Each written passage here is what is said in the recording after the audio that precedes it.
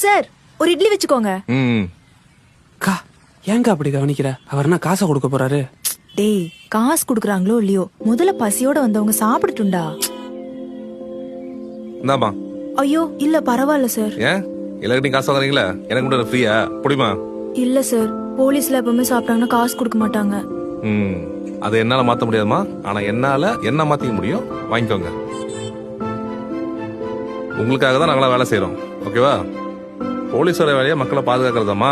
ஏதோ 10ல 2 போலீஸ்காரன் தப்பு பண்றான். அதுக்காக நீங்க எல்லாரும் அதே மாதிரி பார்க்கணும் அவசியம் இல்ல. உங்களை மாதிரி எல்லாரும் நல்லவங்களா இருக்கிறது இல்லையே சார்.